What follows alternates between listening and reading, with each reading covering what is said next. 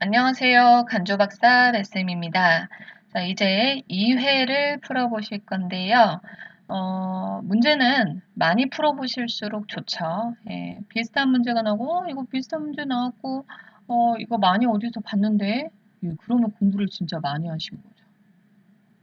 그래서 많이 듣고 많이 풀어보세요. 자, 1번에 보시면, 노화에 따른 신체적 변화에 대한 설명으로 옳은 거, 1번에 보시면 기초대사량이 감소를 하죠. 노인분들은요, 덜 움직이죠. 예. 우리가 기초대사는 우리 몸에 우리가 가만히 있어도 심장박동은 계속 뛰고 체온 유지도 되고 계속 호흡하고 있잖아요. 그래서 이런 기본적인 생명활동을 위해서 쓰이는 에너지량을 기초대사량이라고 보시면 돼요. 노화로 인해서 활동량도 줄어들면서 기초대사량이 감소를 하죠. 자, 그러면 여기에서 하나 더 나올 수 있는 문제가 있지요. 자, 나이가 들면 열량 섭취를 증가시켜야 될까요? 감소시켜야 될까요? 그래서 열량 섭취 감소시켜야 돼요. 우리 반대로 생각해 보면요. 임신을 했을 때는 기초대사량이 증가를 할까요? 감소할까요? 증가해요. 왜? 내 몸 안에 또 다른 생명이 있잖아요. 자, 그러면 열량 섭취를 어떻게 해야 될까요? 증가를 시켜야죠. 기초대사량이 증가를 하니까. 그래서 이런 것들을 같이 움직이는 거라고 보시면 돼요. 자, 2번에 보시면 혈압이 증가하나요? 예. 예, 우리 할머니 혈압 높아져요. 할아버지도 혈압이 높아지고. 예. 나이가 들면요. 왜 혈압이 증가하냐면 두 가지 이유가 있어요. 첫 번째는 혈관의 탄력성이 감소를 해요. 탄력성이 좋아야지 뿜어내는 이 효과가 좋은데 탄력성이 감소를 하니까 혈액이 잘 안 지나가요. 그러면 심장에서 더 높은 압력으로 써야 되겠죠? 그러니까 혈압이 증가할 수 있고요. 자, 2번에 보시면 우리 혈관 내에 칼슘이나 지방 이런 것들이 쌓여요. 혈관 내에 지방, 콜레스테롤 이런 것들이 침착이 돼요. 자, 그러면 혈관이 좁아지겠죠. 좁아져 있는 혈관에 혈액을 지나가게 만들어야 되니까 더 높은 압력으로 써야 되니까 혈압이 증가하는 거예요. 자, 그래서 이거와 연관돼서 생각할 수 있는 게 밑에 바로 나오네요. 혈관 저항이 그러면 감소를 할까요? 증가를 할까요? 증가해요. 이 혈관 저항이라는 말을 어려워하시는데 혈관 저항이 뭔지 모르면 그냥 혈액순환이 안 되는 거. 우리 혈액순환이 안 되니까 더 높은 압력으로 써야 되는 거예요. 특히 큰 혈관에서 혈관 저항이 심할까요? 좁은 혈관에서 혈관 저항이 심할까요? 좁은 혈관. 우리 보시면 이렇게 이런데 큰 혈관에 지방이나 콜레스테롤 이런 것들이 쌓인다고 해도 혈액이 그냥 지나갈 수 있어요. 근데 문제는 이런 좁은 데죠. 좁은 데는 저항이 더 커요. 왜? 너무 좁으니까 지나갈 수가 없는 거예요. 이게 혈관 저항이 증가하는 거예요. 결국은 중심보다 말초혈관 저항이 더 증가를 하는 거죠. 자, 4번에 보시면 폐활량이 증가하나요? 폐활량이 뭐냐면요. 우리가 최대로 숨을 들이쉬고 최대로 숨을 내쉬는 거예요. 일반 성인의 폐활량의 양은 4,500cc 정도 되죠. 폐활량이 감소를 해요. 왜? 세포의 탄력성이 떨어져요. 그러니까 우리가 숨을 내쉴 때 충분히 탄산가스를 내뱉고 산소를 충분히 들이마시고 해야 되는데 충분히 내뱉지를 못해요. 세포의 탄력성이 줄어드니까. 자, 그러면 어떻게 해요? 잔기량이 증가를 해요. 폐에 남아있는 탄산가스, 이산화탄소량이 증가를 하니까 우리가 그만큼 또 산소도 못 들이마시죠. 그리고 특히 뭐 담배를 많이 피셨다거나 젊으셨을 때 폐질환이 있으신 분들은요. 연세가 드시면 폐의 섬유화가 또 많이 진행이 돼요. 폐의 섬유화가 뭐냐면 폐가 딱딱해지는 거예요. 폐 기능이 떨어지는 거죠. 폐활량이 감소한다. 자, 5번에 보시면 피부의 지성화가 아니라 건성화죠. 우리 1회 때 문제도 풀었었죠. 그래서 노화가 되면 피부의 땀샘이나 피지선의 분비 기능이 저하돼서 건조해지기 때문에 일주일에 한 번 정도만 목욕을 시키는 거다. 그래서 가끔씩 이제 노인병원에 있으면 자주 오시는 보호자들은 컴플레인을 안 하세요. 근데 가끔 오시는 분들이 가끔 내가 와가지고 딱 봤더니 세상에 목욕 일주일에 한 번밖에 안 시키는 거예요. 막 따지기 시작해요. 아니, 집에 있는 사람들 보면 적어도 이틀에 한 번은 씻고 매일 한 번 씻는데 어떻게 내가 이렇게 돈 주고 맡겼는데 일주일에 한 번만 시켜줄 수 있냐? 그러면 이런 것들을 설명을 드리는 거죠. 그래서 이렇게 노화가 되면 기름샘, 피지샘 분비가 안 돼서 자주 씻기면 피부가 건성화돼요. 그러면 염증도 잘 일어나요. 그래서 저희가 일주일에 한 번 이렇게 날짜를 정해놓고 씻겨드리는데 중간에 배변에 의해서 그 오염돼가지고 더러워졌으면 중간중간에도 씻겨드려요. 그렇게 설명을 하면 더 이상 컴플레인을 안 하시죠. 그래서 우리가 이렇게 배울 때 진짜 실습 나갔다 오신 분들은 그런 생각 갖고 있죠. 아니 실습 나갔더니 맨날 바이탈하라고 하고 시트 갈아주라고 심부름만 시켰는데 우리가 굳이 이런 어려운 걸 왜 알고 있어야 돼요? 알고 있어야 우리가 뭔가를 할 때 설명도 할 수 있고 우리가 친절해지려면요. 내가 우선은 많이 알고 있어야 돼요. 그러니까 간호사들도 되게 불친절한 사람들도 있고 막 간호조무사도 불친절한 사람들 있거든요. 그런 사람들 보면 모르기 때문에 물어보면 화부터 내는 거예요. 예. 그래서 잘 알고 있으면 나중에 이제 그 간호조무사 자격증 따고 병원에서 일하실 때 내가 이런 것들을 왜 해야 되는지 알고 있으니까 이런 것들을 더 주의 깊게 관찰하고 할 수 있겠죠. 자, 2번에 보시면 여성의 생식기에 대한 설명으로 옳은 거 1번에 보시면 질 안에 유산강균이라는 게 있어요. 정상 세균이죠. 예. 유산강균에 의해서 알칼리성 아니죠. 우리 여기 뭐라고 써 있어요? 산이라고 써 있잖아요. 그러니까 pH를 산성으로 유지를 하는 거다. 그래서 산성을 유지해서 질 안쪽으로 세균이 침범해서 자궁까지 들어가지 못하게 하는 기능을 하는 거예요. 자, 2번에 보시면 난관은 자궁 가까운 면부터 협부관질부, 팽대부 순서 틀렸지요. 예. 난관. 난소가 이렇게 있죠. 자, 난관은요, 간질부, 사이 간자를 써서 이 사이 간질부라고 하고요. 그리고 좁다고 해서 협부라고 하고요. 팽대된다고 해서 팽대부라고 해요. 자, 우리 수정은 어디에서 이루어진다? 난관의 3분의 1 지점인 팽대부에서 수정이 이루어지지요. 자, 그래서 순서가 간질부, 협부, 팽대부다 알고 계시면 되고요. 자, 여성의 질에 해당하는 남성의 생식기관은 고환이 아니죠. 질에 해당되는 거는 음경이에요. 페니스라고 하지요. 그러면 여성의 질이 무슨 역할을 하는지 알고 있어야 되겠죠.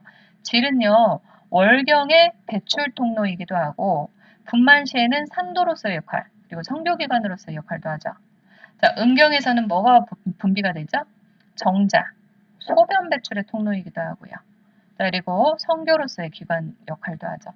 그러면 고환과 같은 역할을 하는 건 뭐가 있을까요? 난소지요. 왜?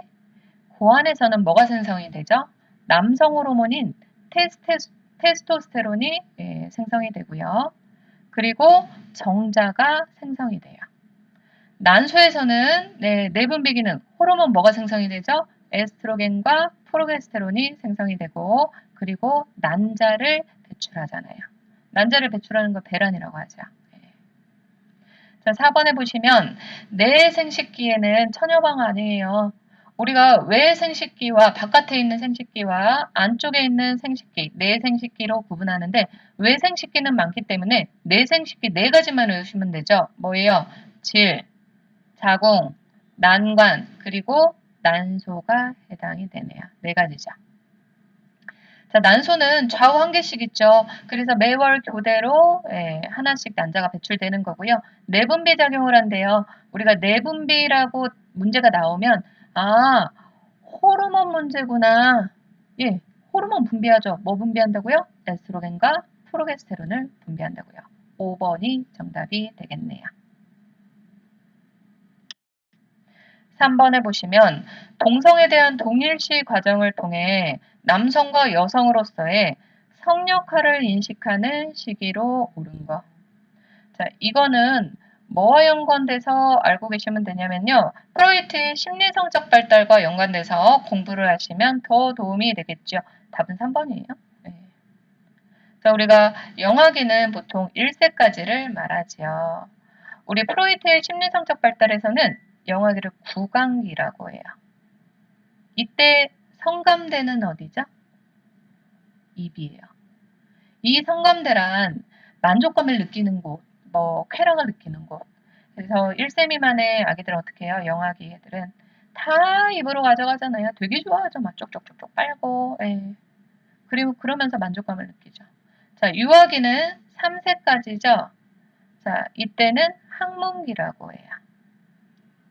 우리가 지금 이걸 배우고 있는 게 아니라 프로이트의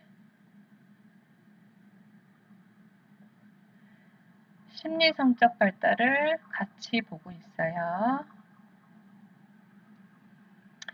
자, 그래서 학문기 때는 성감대가 어디예요? 학문이에요.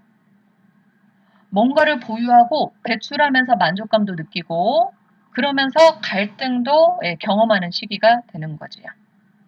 자, 이때 그래서 우리가 그 대소변 훈련을 많이 실시하잖아요. 자, 그리고 학령기가 3세에서 6세예요.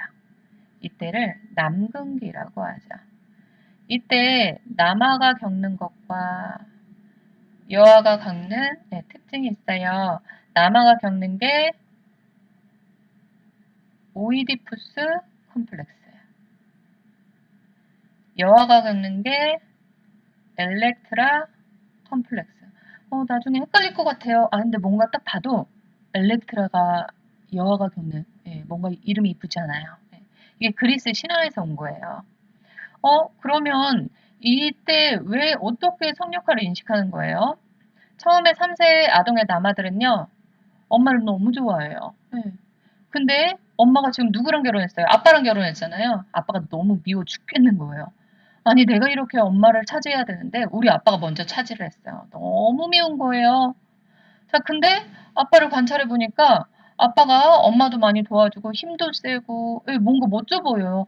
아, 저래서 우리 엄마가 아빠를 좋아하구나. 그래서 아빠랑 결혼했구나 하면서 아빠를 닮아가면서 성역할을 인식해가는 거예요. 자, 그리고 여아들은 반대로 나한테 없는 성기가 아빠한테 있어. 너무 멋져 보이는 거예요. 근데 엄마랑 결혼했어. 엄마가 너무 미운 거예요.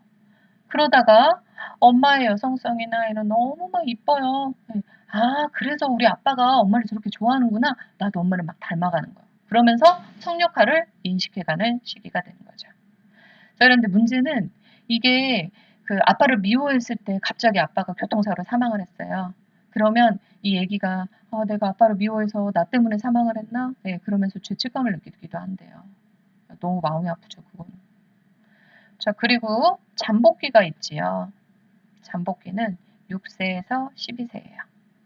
이때는 뭔가 성적으로 좀 온화한 시기예요. 왜냐면 우리 학교 가가지고 애들 이때 관심이 뭐예요? 애들끼리 노는 거. 요즘 막 게임하는 거에 관심이 있어가지고 관심이 없죠, 성역할에. 자, 그리고 생식기 12에서 성인기까지죠. 이때는 성기가 성숙하는 시기라고 보시면 돼요. 이런 건 잘 안 나와요. 이 세 가지가 많이 나왔었죠. 자, 4번에 보시면 임신으로 인해서 발생할 수 있는 불편감이에요. 우리가 이게 불편감인지 병적인 상황인지 파악을 해야 의사한테 보고를 할 수 있겠죠. 1번에 바로 나왔네요. 정맥류. 정맥류가 뭐냐면 정맥의 혈액이 고인 걸 정맥류라고 하죠. 결국은 혈액순환이 안 된다는 거예요. 이 정맥혈은 어디로 들어가요? 심장으로 올라가야 되는데 중력에 의해서 다리에 있는 정맥혈이 들어가지를 못하는 거지요. 자, 그래서 왜 임산부한테 이렇게 나타나는 걸까요? 많이 나타나는 걸까요? 우리가 자궁이 커지죠. 그러면 중력에 의해서 이 하지에 있는 정맥이 눌리는 거예요. 그래서 심장으로 들어오지를 못하니까 고여 있어서 정맥류가 많이 나타나는 거죠. 특히 이 정맥류는 뭐에 의해서 촉진될 수 있냐? 비만이나 변비가 심해서 힘줄 때 많이 나타난다고 보시면 돼요. 자, 그리고 단뇨는 병적인 사항이에요. 임신으로 인해서 발생할 수 있는 불편감은 빈뇨죠. 예. 커진 자궁이 자궁 앞에 뭐가 있어요? 방광이 있다 보니까 방광을 눌러서 소변을 자주 보는 빈뇨가 발생하는 거고요. 자, 혈전성 정맥염은요, 산후감염이에요. 우리 앞에서 한번 풀었었죠? 혈전성 정맥염이 뭐예요? 우리가 임신을 하게 되면요, 임신 후반기로 갈수록 어떤 수치가 올라가냐면 혈액응고 물질이 많이 만들어져요. 혈액응고 물질이 뭐냐면 출혈에 대비해서 혈액을 응고시키는 거예요. 왜냐면 우리 분만할 때 출혈이 심하잖아요. 이거를 대비해서 혈액응고 물질이 많이 만들어져요. 자, 그런데 임신하고 나중에 힘들다고 분만하고 움직이지 않고 가만히만 누워 있으면 혈전 같은 피떡이 많이 생겨요. 그러면 정맥에 상처가 있어가지고 염증이 있는데 이 부위에 혈전이 달라붙는 게 혈전성 정맥염이라고 했죠. 이거는 산후감염인 거예요. 산후감염의 증상. 자, 4번에 보시면 질분비불이 감소가 아니라 증가를 하고요. 전신부종은 아니죠. 전신부종은 병적인 거죠. 우리 커진 자궁 때문에 어디 부종이 심하다고요? 하지 부종이 심해진다고요. 자, 그러면 이 불편감으로 나타나는 게 여러 가지가 있겠죠. 정맥류, 여기 빈뇨, 하지, 부종. 그리고 또 뭐가 있을까요? 커진 자궁 때문에 요통. 그리고 자궁이 뒤에 직장을 눌러서 변비도 심해질 수 있고요. 그리고 체위성 저혈압 이런 것들이 불편감으로 생길 수 있는 내용들이겠네요. 우리가 어떤 게 불편감이고 어떤 게 병적인 상황인지 잘 파악을 해서 의사한테 보고를 해야 되겠죠. 5번에 보시면 다음은 노인의 심리적 특성 중 무엇과 관련된 설명인가? 자, 새로운 변화를 싫어하고 새로운 방식으로 일을 처리하지 않는데요. 그쵸, 노인분들은. 네. 익숙한 습관적인 태도나 방법을 고수한대요. 예, 저도 어제 어머님, 시어머님 모시고 음식점을 갔는데 요즘 다 키오스크잖아요. 예, 본인이 이제 기계에다가 딱딱 눌러가지고 주문을 하면 주방으로 들어가는 건데 할머님 세 분이 오셨는데 주문을 못 하시는 거예요. 그래서 막 서빙 하시는 분한테 부탁했더니 저 키오스크로 하세요. 그러니까 할머님들이 그 말 하시더라고요. 아니 그러면 늙으면 먹지도 말라는 거야. 화를 내시더라고요. 예, 새로운 변화를 싫어하고 새로운 방식으로 일을 처리하지 않으려는 경향을 보여요. 학습 능력과 문제 해결 능력이 떨어지기 때문이에요. 이게 뭐냐면 경직성이 증가한다는 거. 우리 경직이 뭐예요? 굳어 있다. 이 경직성이 왜 증가를 하냐면요. 어, 최근 우리가 나이가 들수록 기억력이요. 최근 게 없어져요. 치매 환자만 그러는 거 아니에요? 아니에요. 나이가 들면 최근에 이런 배운 것들을 다 잊어버려요. 그러니까 내가 이거를 처음에 배웠어요. 한번 저번 와가지고. 근데 또 잊어버리는 거예요. 계속 잊어버리고 계속 물어보면 어떻게 해요? 주위에서 짜증을 내겠죠. 그러니까 학습 능력이나 문제 해결 능력이 떨어지니까 새로운 변화도 싫어하고 새로운 방식으로 일을 처리하려고 하지도 않아요. 그러니까 옛날 것만 계속 고집하죠. 스마트폰을 해준다고 하는데도 자식들이 스마트폰 해준다고 하는데도 옛날 거 투지폰만 막 고집하는 이유가 있어요. 왜? 나 그거 스마트폰으로 하면 전화도 못 받거든요. 이렇게 우리가 노인분들한테 융통성이 없어진다고 하잖아요. 경직돼 있는 거예요. 네, 두려워하는 거죠. 그러니까 4번이 정답이죠. 우리 노인의 심리적 특성에서 우울증 증가하나요? 맞지요. 그래서 뭐 내가 퇴직으로 인해서 아니면 배우자의 사망으로 인해서 우울증이 굉장히 증가를 해요. 그래서 이런 증상으로는 뭐 기억력이 떨어진다거나 뭐 수면이 부족해지거나 아니면 잠만 잔다거나 이런 증상이 있겠죠. 수동성 증가하나요? 맞아요. 스스로 하려고 하지 않고 도움만 받으려고 해요. 이게 수동성이에요. 조심성 증가하나요? 맞아요. 자, 뭔가 내가 말하는 거에 대해서 젊은 사람들이 싫어하고 내가 실수할까봐 굉장히 조심스러워해요. 그게 조심성이에요. 융통성 증가하나요? 아니죠. 융통성 감소한다고 그랬죠. 융통성 감소해서 경직성이 증가하는 거다. 우리가요, 이 노인분들이, 저도 어느 순간 이제 노인이 되잖아요. 예, 그렇기 때문에 노인간으로 공부하다 보면 신체 기능도 다 떨어지고 이렇게 심리적인 특성에서도 굉장히 위축되고 사회에 나가지 못해요. 그래서 그러면 노인이 되면 죽으라는 건가요? 그게 아니고 노인으로 가면 이런 특성이 나타난다. 이런 거에 대비를 하라는 거죠. 자, 6번에 보시면 지방 성분을 소화시킨대요. 췌장에서 분비된대요. 소화효소로 옳은 거. 자, 그럼 우리가 소화효소 외워야 되겠죠? 타액에서 나오는 게 뭐죠?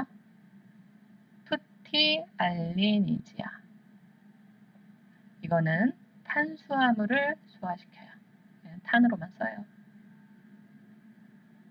하나짜리씩만 우선 외우는 거예요. 위에서 분비되는 거는 펩신이지아. 예전에 우리 신으로 끝나는 건요. 단백질을 소화시켜요. 예전에 시험 문제에 매번 위에서 분비되는 소화효소는 펩신이다라고만 나오다가 한번 위에서 분비되는 소화효소로 옳은 거 해가지고 펩시노겐으로 나왔다가 많이 틀리셨어요. 펩시노겐 다른 거 아니에요? 우리가요 위에서 음식물을 섭취하지 않았을 때는 펩시노겐 형태로 비활성 형태. 활성과 비활성이 뭐예요? 활동하냐, 활동하지 않냐의 차이예요. 비활성은 활동하지 않은 상태를 말하는 거죠. 그래서 위에서 활동하지 않은 펩시노겐 상태로 분비가 됐다가 음식물이 들어오면 위산이 분비되잖아요. 위산으로 인해서 활성화되는 거예요. 펩신으로. 결국은 펩신과 펩시노겐은 같은 거다 알고 계시면 돼요. 자, 그리고 너무 크게 썼나요? 담즙염. 이거는 지방을 소화시키고요. 자, 그리고 췌장, 아트리, 앞글자만 외우는 거예요. 그러면 앞글자만 외웠는데 뒤에 이상하게 나오면요. 그렇게 야박하게 시험 문제를 낸 경우는 없었어요. 그래서 아밀라제, 트립신, 리파아제. 우리가요. 제로 끝나는 거는 탄수화물을 소화시켜요. 제로 끝나는 거는. 근데 뭐만 빼고 리파아제만 빼고요. 리파아제는 지방을 소화시켜요. 자, 신으로 끝나는 거 뭐 소화시킨다고요? 단백질 소화시킨다고요. 자, 그리고 장에서 나오는 거. 에임말락. 저는 어떻게 외웠냐면 우리 소장에서 대부분 영양분이 소화 흡수가 되잖아요. 그래서 기생충들이 소장으로 다 가서 그 기생충들이 애인과 함께 말을 타고 즐겁게 놀아요. 왜? 먹을 게 너무 많거든요. 그래서 애인말랑. 애인과 말을 타니 즐겁다. 애인말랑으로 외웠어요. 그래서 에렙신, 임베르타제, 말타아제, 락타아제. 자, 신으로 끝나는 거 뭐 소화시킨다고요? 단백질. 제로 끝나는 거요. 제로 끝난 거 뭐였죠? 탄수화물. 자, 제로 끝났으니까 탄수화물. 제로 끝났다? 탄수화물. 이렇게 공부하시면 됩니다. 자, 여러분 지방을 소화시키는 췌장에서 분비되는 소화효소 리파아제, 제로 끝나는 건 탄수화물을 소화시키는데 리파아제만 지방을 소화시킨다고 보시면 돼요. 자, 그러면 여기서 쉽게 이제 풀리죠. 아밀라아제는 췌장에서 분비된다. 제로 끝나니까 탄수화물을 소화시킨다. 담즙염, 담즙은 어디에서 생성이 되나요? 간에서 생성이 돼서 담낭에 저장 농축됐다가 분비가 되는 거죠. 지방을 소화하고. 펩신, 위에서 분비되고 신으로 끝나니까 단백질을 소화한다. 자, 락타아제, 애인과 말을 타니 즐겁다.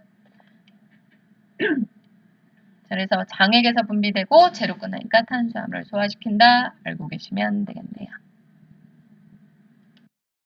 7번에 보시면 유산의 종류 중 약간의 질출혈과 복통이 있고 황체 호르몬 주사가 에스트로겐이에요? 프로게스테론이에요? 프로게스테론이죠. 우리요. 남포 호르몬은 뭐예요? 에스트로겐. 황체 호르몬은 프로게스테론. 아, 저번에 이거 설명해 준다고 했는데 또 깜빡했네요. 예. 3회 때는 꼭 설명드릴게요. 왜냐면 여기에다가 또 이걸 하면 헷갈릴 것 같아서. 그래서 유산의 종류 중 약간의 질출혈과 복통이 있고요. 황체 호르몬 주사를 맞고 안정을 취함으로써 막을 수 있는 유산이래요. 우리가 막을 수 있는 유산은 딱 하나예요. 뭐예요? 절박 유산이에요. 절박하게 살고 싶다. 네. 그래서 우리 프로게스테론 주사가 무슨 역할을 해요? 자궁 내막을 증식시켜서 예, 이 임신을 유지하는 기능을 하는 거예요. 그래서 이 주사를 맞고 안정을 취함으로써 막을 수 있다. 우리가 유산을 헷갈려 하시는데 절박 유산과 불가피 유산을 비교해서 보시고요. 완전 유산과 불완전 유산을 비교해서 보시면 자, 이것처럼 프로게스테론 임신을 지속시켜주는 프로게스테론 호르몬 주사를 맞고 임신을 지속시켜주는 유산이 절박 유산이다. 자, 이렇게 안정을 하고 주사까지 맞았는데 유산이 진행돼서 다량의 질출혈과 복통이 있고 자궁경부가 이완돼서 수정란이 배출돼 버리는 게 불가피하게 유산됐다. 불가피 유산인 거예요. 자, 완전 유산과 불완전 유산의 차이점은 우리 태아나 태반이나 난막이나 자, 이런 내용물이 자궁 밖으로 완전히 다 배출됐다. 완전 유산. 뭔가 태반이든지 난막이든지 뭔가 조직 찌꺼기 하나라도 자궁각 내에 남아있다. 불완전 유산이에요. 자, 그러면 불완전 유산에서는 어떤 유산을 또 갖고 올 수 있죠? 폐열 유산을 갖고 올 수 있어요. 폐열 유산은요, 뭐냐면 우리 폐혈증 많이 들어보셨죠? 우리 폐혈증은 어디 부위에 균이 침범을 해요. 근데 우리 모든 장기들은 혈관으로 이어져 있죠. 이 혈관을 타고 모든 장기로 다 퍼지는 게 폐혈증이에요. 그래서 불완전 유산은 뭔가 조직 하나라도 자궁각 안에 남아있으면요. 이 조직을 통해서 균이 감염이 돼요. 자, 그러면 폐혈증을 일으키는 거예요. 그래서 폐열 유산인 거죠. 폐열 유산의 특징은 뭐예요? 열이 나고 배가 아프고 복통이 엄청 심해요. 그리고 악취나는 질출혈이 특징이죠. 자, 계류란 뭔가 안에 고여 있는 걸 계류라고 하잖아요. 그래서 우리가 이제 그 임산부들이 우리나라 임산부들이 가장 많이 진단받는 게 계류 유산이에요. 내가 임신한지 모르고 요즘 들어서 생리를 안 해가지고 병원에 왔더니 이거 임신을 했었는데 유산이 됐대요. 그래서 태아가 사망한 채로 자궁 안에 4주에서 8주 이상 머무르는 경우가 계류 유산이다. 그래서 이때는 뭐 복통이나 출혈이 없어가지고 내가 임신을 하고 유산을 한지도 모르는 상태로 있다가 갑자기 코피가 나요. 그래서 병원을 갔더니 초음파로 진단을 했더니 유산이래요. 이런 것들이 계류 유산이라고 보시면 돼요. 자, 8번에 보시면 약물의 저장 용기 중 미생물의 침입으로 오염되지 않도록 만든 용기로 옳은 거 밀봉 용기죠. 밀봉해 버린다. 그래서 절대 침범하면 안 되는 미생물이 침범하면 안 되는 것들 다이알이나 앰플 같은데 많이 사용을 하죠. 그래서 밀봉 용기 보면요. 앰플 우리 화장품에도 많잖아요. 그래서 병으로 된 이렇게 앰플 어디 열린 곳이 없게 그리고 다이알 보시면요. 이렇게 있는데 고무 뚜껑이 안에서 밀봉이 돼 있고 그 겉에 플라스틱 뚜껑에도 덮여 있는 거죠. 기밀 용기는요. 열고 닫을 수 있는 거예요. 그래서 우리 과산화수소 통 같은 거 보면 열고 닫을 수 있는 거. 그게 기밀 용기고요. 차광 용기는 빛을 차단시킨다 차광 용기예요. 그래서 보통은 이런 차광 용기는 갈색이나 우리 과산화수소병이요.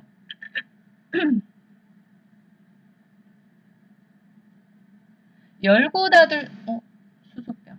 열고 닫을 수 있는 기밀 용기로도 되어 있고요. 자, 그리고 빛이 들어가면요. 이게 광분에 대해서 화학 반응을 일으켜요. 그래서 차광 용기로 되어 있어요. 그래서 이 과산화수소병은 색깔이 주황색으로 빛이 들어가지 않게 돼 있어요. 이렇게 차광용기들은 색깔이 입혀져가지고 빛을 못 들어가게 하는 게 차광용기라고 보시면 돼요. 자, 밀폐용기는 뭐 종이상자? 종이상자 생각하시면 되죠. 그래서 그 주사 같은 거 올라올 때 우리 박스에 안에 들어있잖아요. 그래서 상자같이 약품이 뭐 파손되거나 손실되지 않게 막기 위해서 넣는 상자를 말하는 거라 보시면 돼요. 개방용기는 없죠. 개방시켜놓으면 안 되죠. 9번에 보시면 치매 환자와의 의사소통 방법으로 옳은 거 1번에 보시면 대화할 때는 옆에서 대화한다. 우리가 옆에서 대화하는 건 딱 하나예요. 공격적인 정신질환 환자. 왜? 우리 보통은 그 대화할 때는 얼굴을 마주보고 눈높이를 맞추고 이야기를 하는 거죠.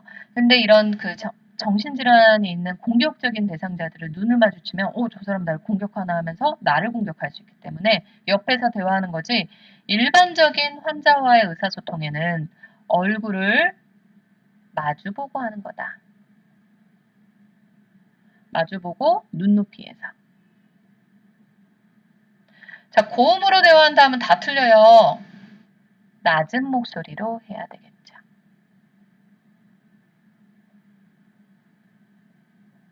뭐 중저음. 우리가요, 노인분들한테는 고음으로 대화한다 맞나요? 치매 환자가 아니더라도. 틀려요. 네. 우리가 노인분들이 이 귀의 청력장애가 고음장애부터 와요. 그래서 중저음. 아닌데요. 우리 할아버지는 크게 말해야 알아듣는데요. 처음에는 고음장애 왔다가 나중엔 중저음까지 다 장애가 오니까 그냥 크게 말하는 거지. 예. 처음에는 고음장애부터 온다. 그래서 고음이라고 나오면 다 틀려요. 큰 소리라고 나오는 게 답인 경우가 딱 한 가지가 있어요. 어떤 때만? 전화상으로 대화할 때만 큰 소리가 나오고 나머지 고음이라고 나오면 다 틀려요. 중저음이다. 자, 3번에 보시면 생각해서 대답할 수 있는 질문하면 안 돼요. 폐쇄형 질문해야 돼요. 폐쇄형 질문 아니면 단답형. 폐쇄형 질문이 뭐냐면요. 예, 아니요로만 대답할 수 있게.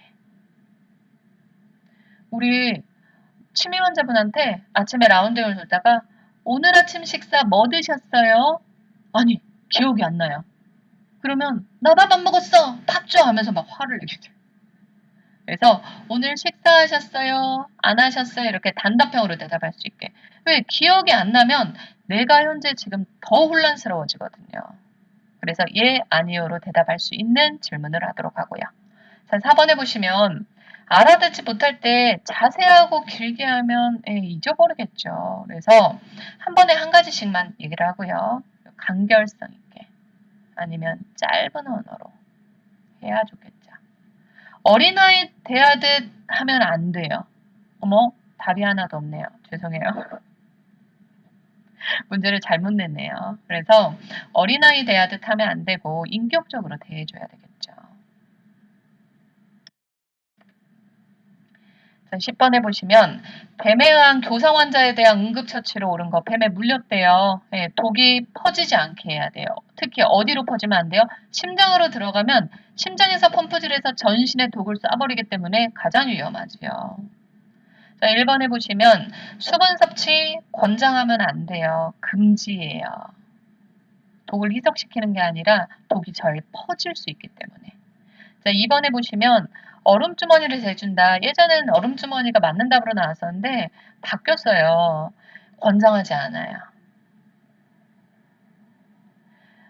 예전에 얼음주머니 대주는 이유가 이렇게 차갑게 하면 그 부위를 비활성화시킨다는 의미였는데 이렇게 하지도 못하더래요. 그리고 순환 자체를 또 악화시켜가지고 괴사위험성까지 높아져가지고 얼음주머니 되지 않아요. 자, 3번 칼로 절대 절개하면 안 되겠죠. 혈관이 손상될 수도 있고요. 파상풍 위험성도 깊어요. 네. 자, 4번에 보시면 되도록 움직이지 않아요. 독이 많이 퍼지면 안 되니까. 자, 그리고 물린 부위를 고정도 시켜요. 움직이지 않고. 고정시키고 병원으로 빨리 이송한다. 4번이 정답이네요. 그래서 독이 퍼지지 않게 하는 게 가장 중요하다. 자, 5번. 물린 부위를 심장 위로 가게 한다. 아니죠. 심장 아래로. 심장 위로 가게 하면 어떻게 해요? 독이 심장으로 더 잘 들어가겠죠. 우리가 부종이 심할 때 그 환부를 어떻게 해줘야 될까요? 심장보다 높여줘요. 우리가 부종이 있는 부분. 여러분들 지금 앉아서 계속 공부하고 계시잖아요. 어디가 부종이 심한가요? 다리에 부종이 심하죠? 부종이 심하다는 거는 혈관에 혈액이 정체돼 있다. 혈액이 심장으로 가지 못하고 계속 중력에 의해서 정체돼 있어요. 그럼 어떻게 해요? 세포 외액으로 이 체액이 빠져나가요. 그래서 부종이 심해지는 거예요. 자, 그러면 이 고여 있는 혈액을 심장으로 되돌려줘야 되겠죠. 그래서 환부를 심장보다 높여주는 거예요. 근데, 이 독이 심장으로 들어가면 위험하다고 그랬잖아요. 그래서 심장보다 아래로 가는 건 이 뱀의 교성 환자. 물린 부위를 심장보다 아래로 가게 하는 거예요. 11번 보시면, 고양이의 분변으로 배설된 균을 경구 섭취하거나 감염돼서 태아에게 악영향을 미치는 감염성 질환으로 오른 거 톡소플라스마증이죠. 이게 문제는 태반을 통해서 태아한테 감염되면 기형의 위험이 있기 때문에 굉장히 위험하죠.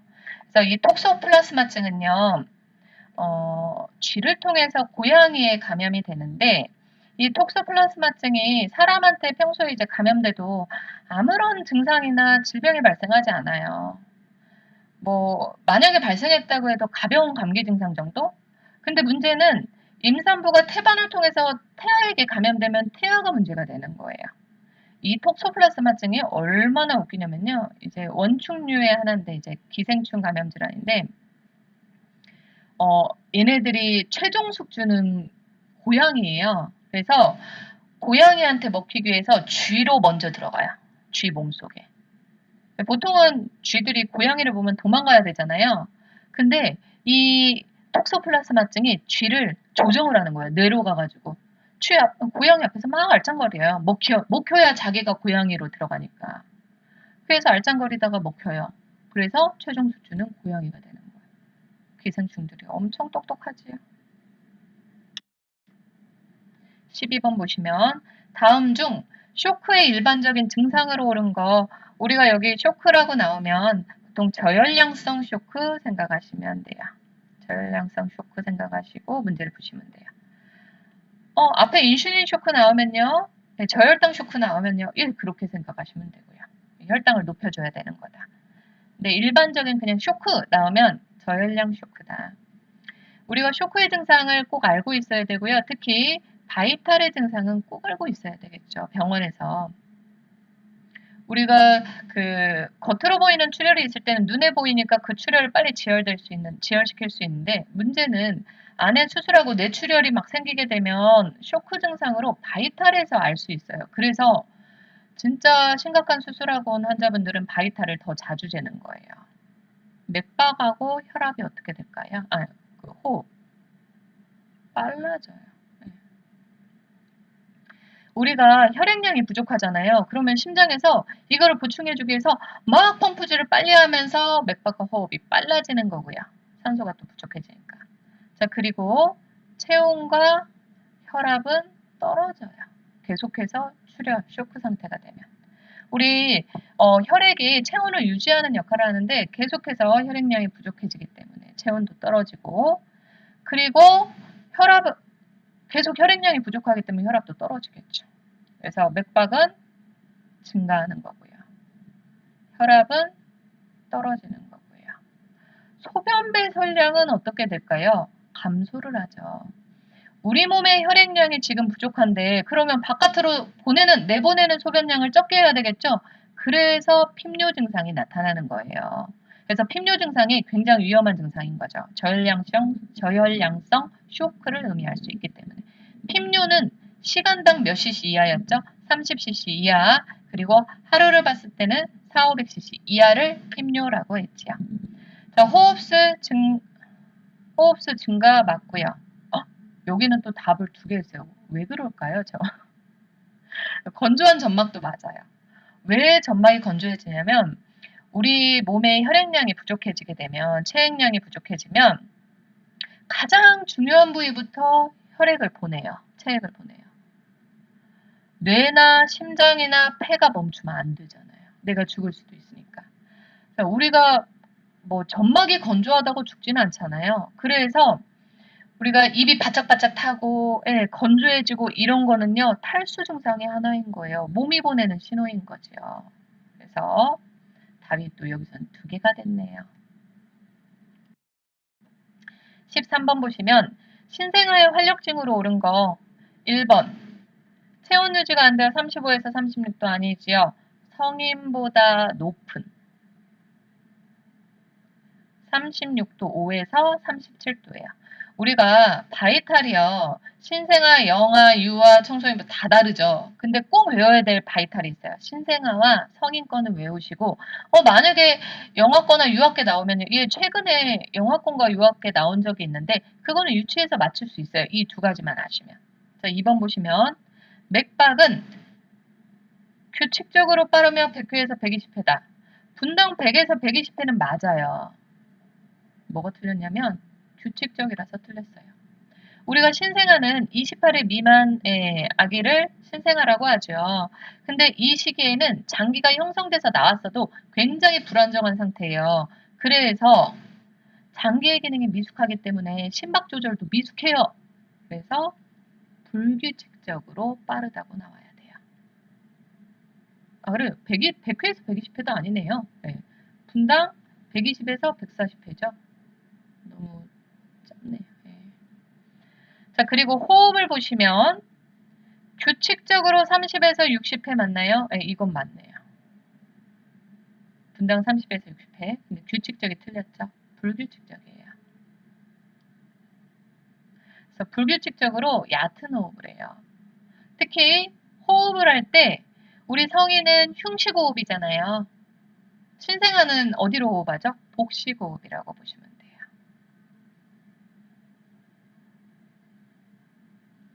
자, 혈압은 성인에 비해서 낮은 70에서 40, 최고 혈압은 80, 90까지 체크될 수 있다. 4번이 정답이네요.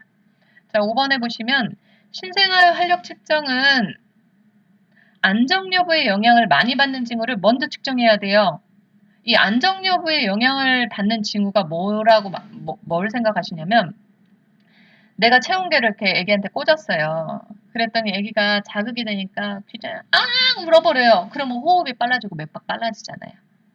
자, 이렇게 자극이 됐을 때, 자극이 주어졌을 때 뭔가 변화가 빨리 일어나고 많이 일어나는 것들을 먼저 측정해야 돼요. 그게 호흡, 맥박, 체온이라고 보시면 돼요. 그러면 호흡, 자극을 줬을 때 호흡도 빨라지고 맥박도 빨라지는데 왜 호흡이 먼저 재요? 우리가 호흡은요, 그냥 관찰을 통해서도 잴 수 있거든요. 복부의 움직임을 통해서 잴 수 있기 때문에. 맥박은 어떻게 재요? 우리가 신생아기 때문에 청진기로 심천맥박 재야죠. 그렇기 때문에 청진기를 이용하기 때문에 나중에 재는 거. 그리고 보통은 고막 체온계로 많이 측정하잖아요, 요즘에. 그래서 체온이 가장 나중에 들어가는 거다 보시면 돼요.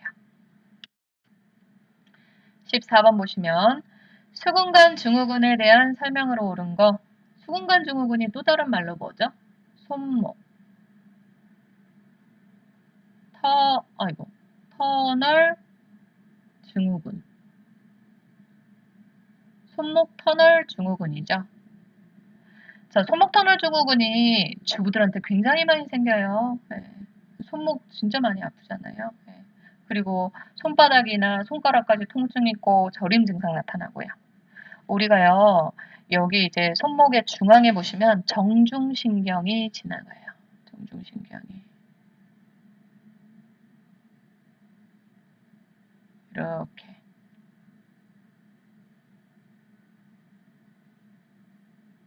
어디까지 지나가냐면 이렇게. 4번째, 첫 번째까지. 자, 근데 문제는 뭐냐면 이 주위를 둘러싸고 있는 뼈와 인대가 많이 사용하면 사용할수록 두꺼워져요. 그러면 두꺼워지다 보니까 이 가운데 있는 신경을 누르겠죠. 그래서 이 정중신경과 연결된 첫 번째, 두 번째, 세 번째, 네 번째 반절의 손가락까지 통증과 이거와 관련된 손바닥의 감각이 떨어지고 통증이 있는 게 수근관 증후군이라고 보시면 돼요. 자, 1번에 보시면 자가진단을 위한 검사법은 알렌 검사가 아니지요. 알렌 검사가 뭐냐면요. 우리 그 요골동맥 쪽에서 동맥결 가스 분석 검사를 할 때 요골동맥에서 천절을 하니까 척골동맥에서 순환이 되는지를 확인하는 검사예요. 우리가 보통 수근관 증후군에서 자가진단을 하는 검사법은 팔렌 검사죠. 그리고 또 뭐가 있냐? 티넬 검사가 있지요. 팔렌, 티넬. 팔티어? 네, 이렇게 외워야 되나요? 그래서 이게 팔렌 검사죠. 그래서 손등을 구부려서 미는 동작을 1분간 유지했더니 손저림이 심해지더래요. 수근관 증후군이에요. 티넬 검사는 엄지손가락 쪽에 있는 그 주름 아래쪽의 부분을 자극을 가해요. 계속 눌렀을 때 저림 증상이 심해지면 수근관 증후군인 거예요. 자, 이번에 증상은요. 모든 손가락과 손바닥의 통증 저림 아니죠. 모든이 틀렸죠.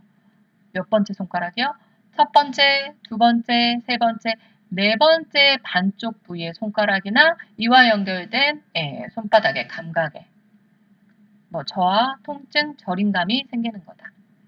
자, 3번에 보시면 손을 털게 되면 저림과 증상, 통증이나 저림 증상이 더 심해지는 게 아니고요. 일시적으로 완화돼요.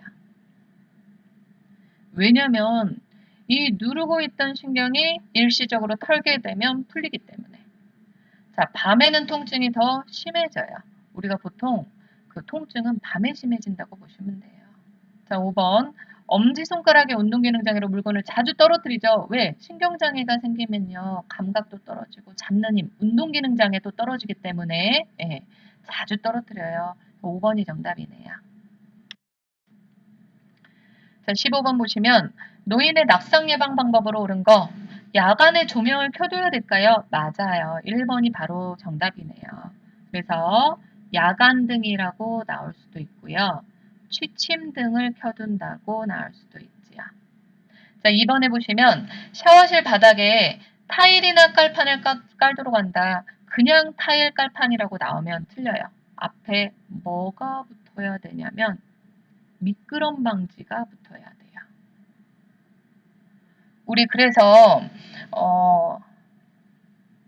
미끄럼 방지 타일, 깔개, 그리고 깔판, 신발 이런 것들이 나오면 앞에 뭐가 붙는다? 미끄럼 방지, 미끄러지지 않는이라고 나와야 낙상 예방 방법이 된다고 보시면 돼요.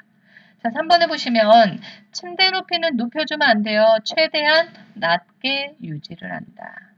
그래서 노인 환자 병실을 가보시면요. 침상이 다 낮아요. 왜? 침대에서 내려오다가 낙상 사고가 많이 일어나기 때문에. 자, 4번. 침대 난간 제거하면 안 되겠죠. 항상 올려줘야 돼요. 자, 신고 벗기 편한 슬리퍼 아니죠. 뒷급은 낮고 폭이 넓어서 미끄러지지 않는 신발이라고 나와야 되겠죠.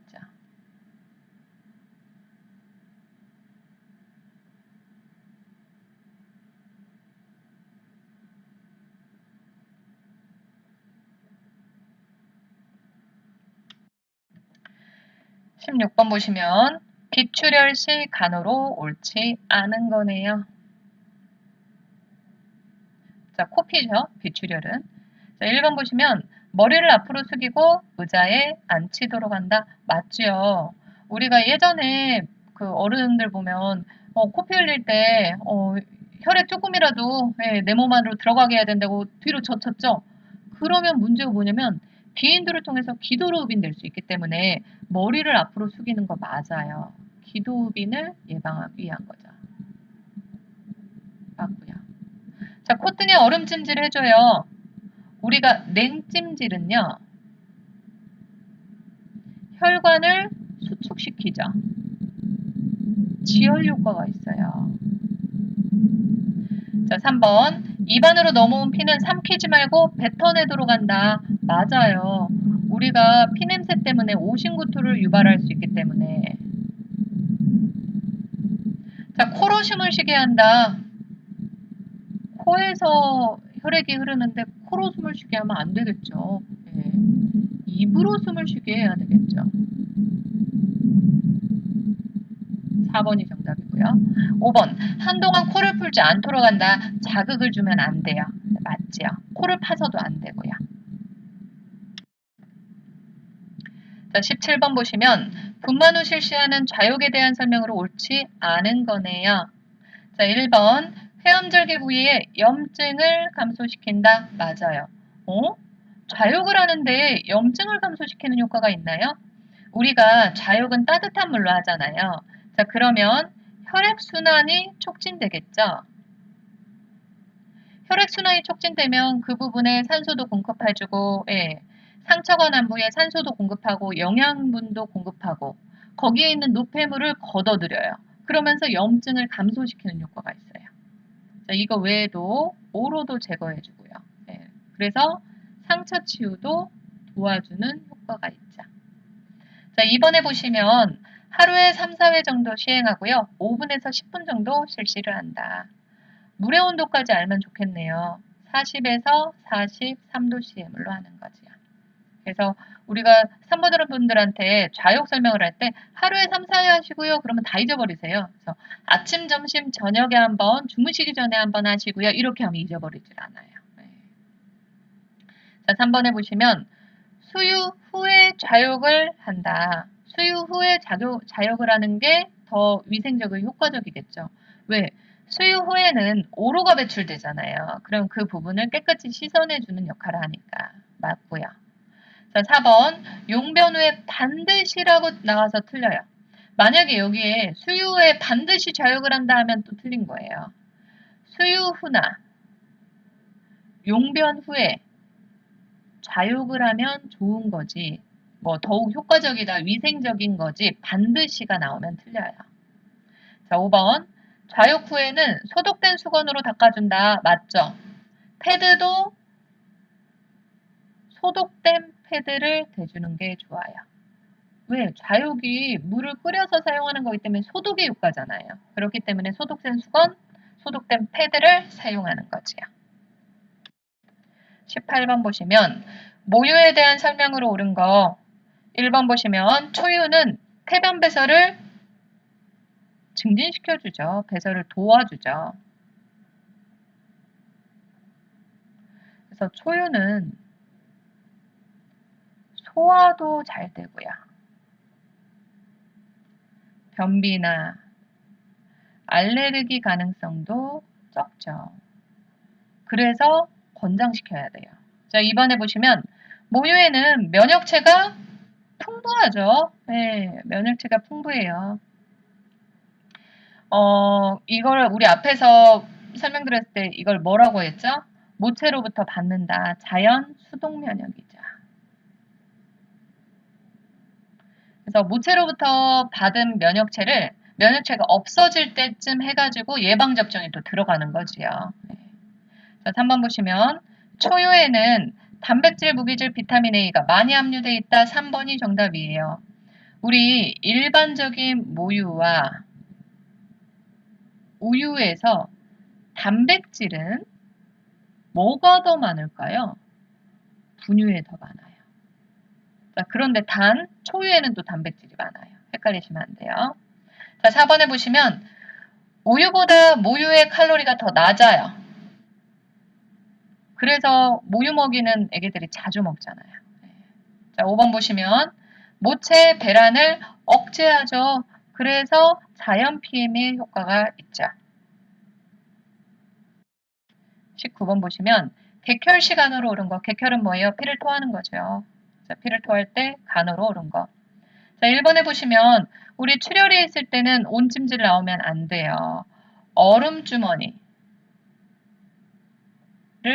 흉부에 해줘야 되겠죠.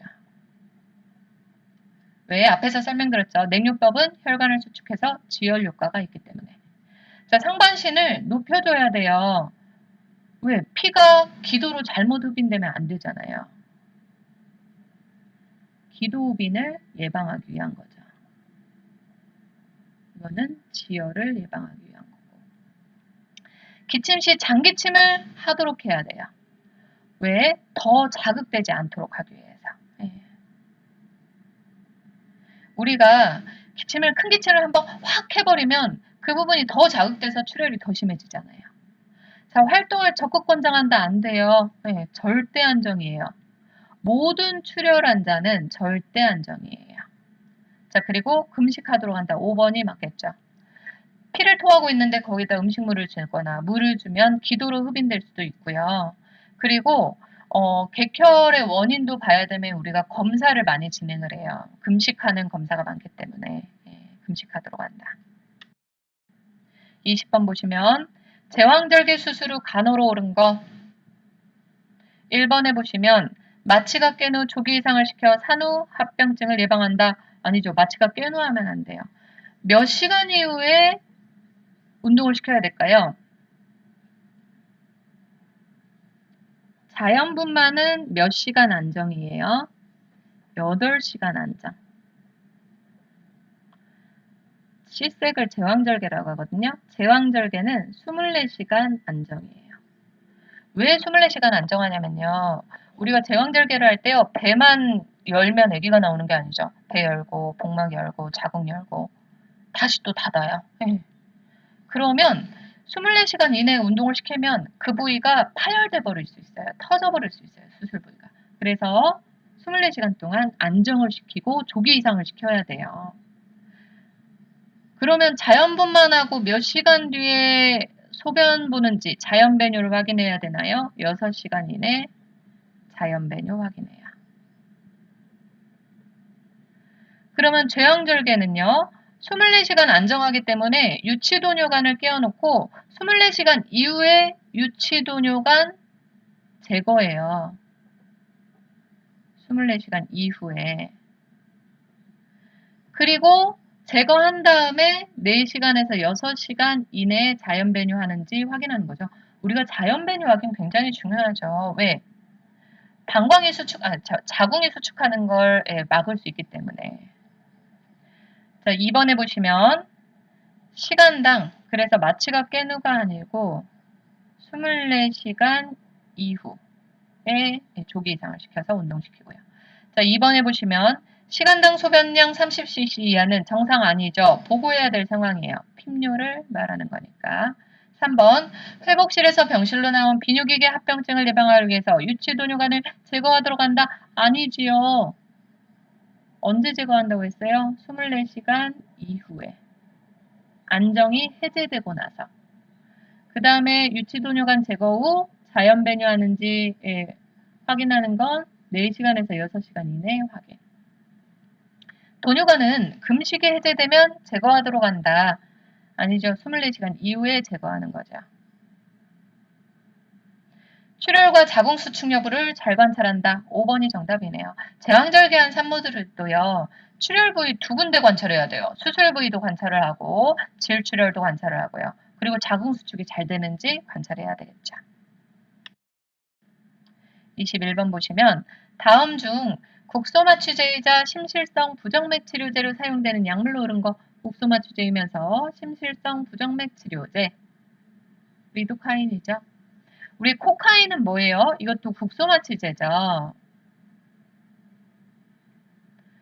우리 카인으로 끝나는 건 국소마취제죠. 또 뭐가 있죠? 우리 책에 나오는 코카인, 프로카인, 벤조카인, 리도카인 이런 것들이 있죠. 국소마취제예요. 자, 코데인은 마약성 진통제죠. 근데 몰핀, 데메로 이런 마약성 진통제보다는 약효가 진통 효과가 몰핀보다 10분의 1밖에 안 돼요. 근데 이거를 왜 쓸까요? 코데인은요. 진해 작용이 있기 때문에 쓰는 거예요. 진해 작용은 기침을 억제하는 작용이에요. 우리가 폐암 환자들이요. 나중에 진짜 말기로 가면 기침을 굉장히 자주 하세요. 네, 너무 고통스러워요. 코프 시럽 이런 걸로 안 들어요. 그랬을 때 진통 효과도 있는 기침 억제하는 코데인을 많이 쓰는 거죠. 자, 드라마민은 무슨 약이죠? 항히스타민 제제죠. 알레르기 약이죠. 그리고 멀미약으로도 사용돼요. 페니실린 항생제죠. 보통 실린으로 끝나는 건 항생제가 많아요. 22번 보시면 수혈 시 주의사항으로 옳은 거 1번에 보시면 수혈 시 혈액형 검사만 하면 안 돼요. 교차 시험 검사도 해야 돼요.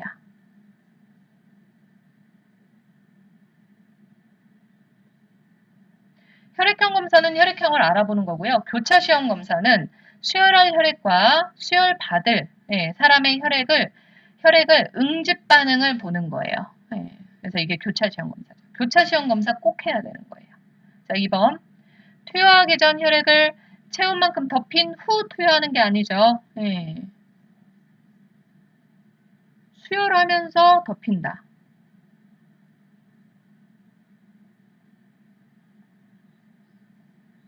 이거예요. 웜웍이라고 하거든요. 웜워. 따뜻하게 하는 기계다. 그래서 수혈 세트를 여기에다 이렇게 라인에 이렇게 연결해서 이 환자 쪽으로 이렇게 연결해 주는 거예요. 그리고 이 뚜껑을 닫고 온을 딱 키면 여기가 이제 전원이 들어오면서 따뜻하게 데펴서 혈액이 바로 들어가는 거죠. 그래서 미리 덮였다가 투여하는 게 아니다. 자, 3번. 금식 상관없죠. 4번. 수혈 중 이상 반응 시 즉시 수혈을 중단한다. 4번이 맞아요. 우리가 환자분한테 뭔가 처치를 하거나 간호를 할 때 부작용이 나타났다, 이상 반응이 나타났다 하면 바로 중단한다예요. 그러면 우리가 이상 반응을 알고 있어야 되겠죠. 수혈 중 이상 반응 뭐가 많이 나타날까요? 알레르기. 그리고 열이 많이 날 수 있어요. 발열. 그리고 뭐 오한, 열이 나니까 두통.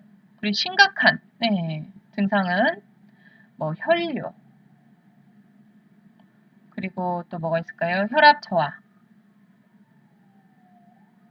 핍류. 이런 증상들은 굉장히 위험한 증상이죠. 이런 것들을 잘 관찰해야 돼요.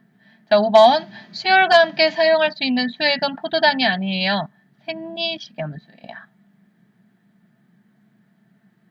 다른 것들 수액을 같이 주잖아요.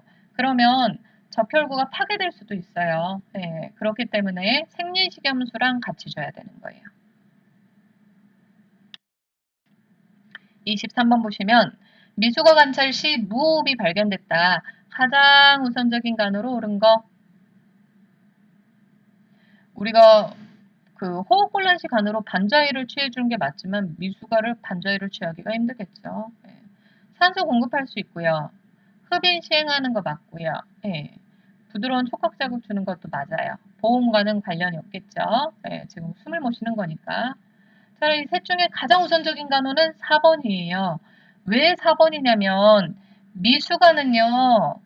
호흡이 신생아보다 더 불규칙하고 빈번한 무호흡이 있어요. 미수가의 특징은 빈번한 무호흡이 특징이다. 내가 이 미수가를 딱 봤더니 하필이면 이 빈번한 무호흡 기간에 본 거예요. 그럴 수도 있잖아요. 그래서 우선은 부드러운 촉각 자극으로 호흡을 자극해봐요. 그랬더니 아기가 호흡을 해요. 아, 무호흡 기간이었구나. 근데 이렇게 자극을 줬는데도 호흡을 안 해요. 그럼 진짜 호흡을 안 하고 있는 거예요. 그러면 기도 유지를 한 다음에 호흡이 돌아가지 않으면 여기 둘 중에서 뭘 가장 먼저 해야 될까요? 이거를 가장 먼저 해야 돼요. 흡인을 시행하는 거예요. 왜냐면 우리가 산소를 공급하는 것도 중요한 이유지만 아기들은 분비물 같은 게 기도를 막아가지고 호흡이 안 되는 경우도 있기 때문에 흡인을 시행하고 산소를 공급하는 거예요. 아니겠네. 이렇게 만약에 이것도 1번이니까 이렇게 가야 맞겠네요. 그래서 부드러운 촉각 자극으로 호흡을 자극해서 호흡이 없다. 그러면 흡인하고 산소를 공급한다. 이 순서로 가야 맞겠네요. 우리 그러면 미수가를 간호할 때 가장 중요한 거 뭐죠? 호흡 유지죠. 그 다음에 중요한 거 뭐죠? 체온 유지죠. 그 다음 감염 방지. 그 다음 영양 공급이다. 그래서 호흡 유지 문제 많이 나와요. 24번 보시면 분만 과정 중 분만 1기에 해당하는 기준으로 옳은 거. 1번에 보시면 규칙적인 자궁 수축 시작부터 자궁 경부가 10에서 11cm 완전 개대 시작까지네요. 틀렸어요. 네. 2번에 보시면 규칙적인 자궁 시작부터 자궁 경부가 완전 개대될 때까지 10에서 11cm 이게 분만 1기에 해당하는 거죠. 2번이 정답이고요. 자, 3번 보시면 자궁 경관이 완전 개대부터 태아가 만출될 때까지는 분만 2기네요. 이거를 그래서 태아가 만출된다 해서 태아 만출기라고 하죠. 태아 만출부터 태반 만출기까지는 분만 3기예요. 그래서 태반 만출기라고 하고요. 태반 만출부터 만출 후 한두 시간, 네, 4기, 분만 4기죠. 이거를 회복기라고 하지요. 그래서 규칙적인 자궁 수축부터 입원을 하잖아요. 네. 자궁 경부가 완전 개대될 때까지 1기. 자궁 경관이 완전 개대부터 태아 만출이 된다. 분만 2기.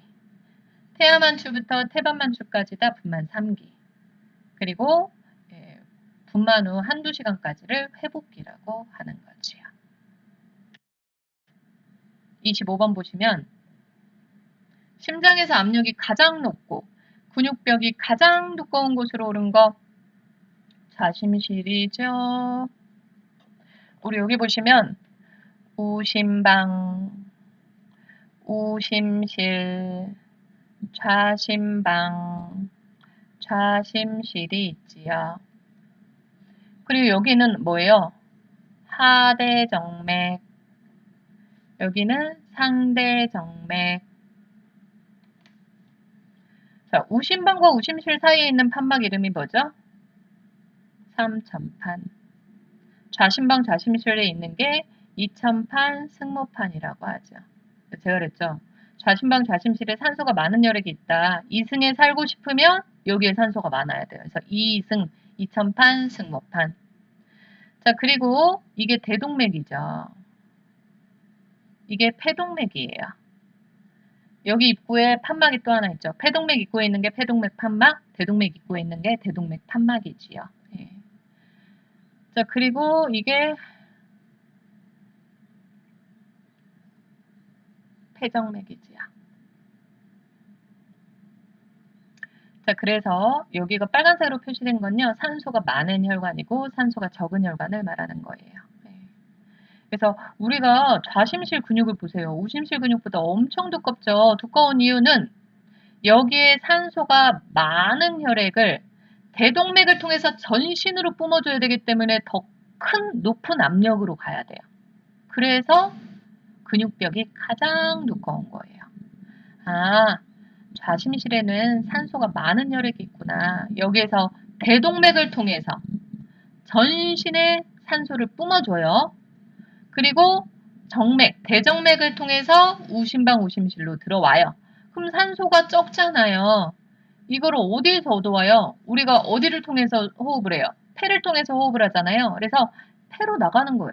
폐동맥을 통해서 폐에서 산소를 얻어서 폐정맥으로 들어와서 좌심방, 좌심실, 대동맥, 전신 이게 계속 순환이 된다고 보시면 돼요. 그래서 4번이 정답이네요. 자, 1회는 여기까지 하고 쉬었다가 하시는 게 좋을 것 같아요.